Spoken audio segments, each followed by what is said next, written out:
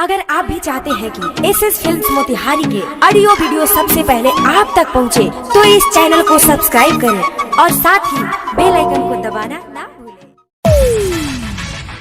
Music by Sonam Ismail.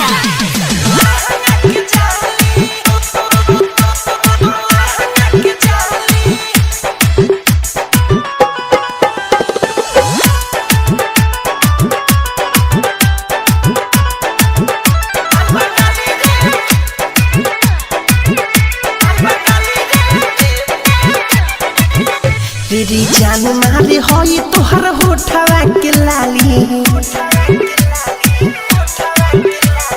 जान मारे होई तोहर होठवा के लाली, जान मारे होई तोहर होठवा के लाली। माल बंगाली रे, माल बंगाली रे, भारत तो लहंगा के जाली। माल बंगाली रे, भारत तो लहंगा के जाली। मन तोहर नहरी में तोहरा नहाली, मन कर नहरी में तोहरा नहाली। माल बंगाली रे, माल बंगाली रे, भारत तो लहंगा के जाली। बुझाई दे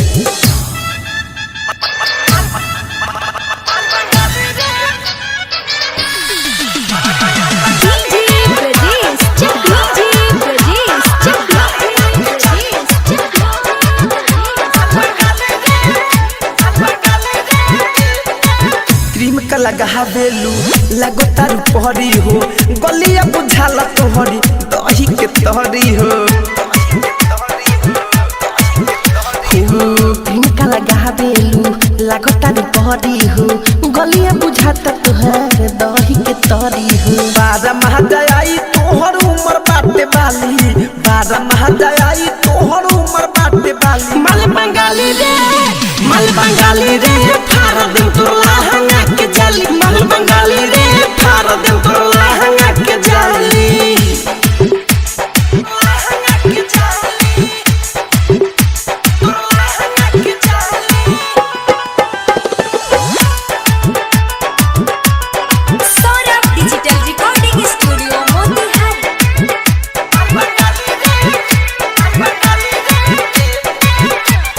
हाँ हाँ मीठू मानसो कहे बिरजस बिहारी हो, धड़कन धनंजय दिहले रात भरला सारी हो।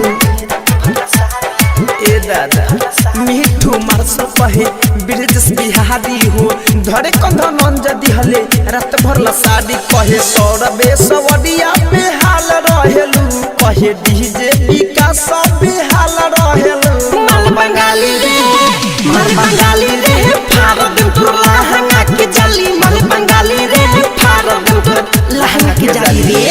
Ambe recording studio Delhi.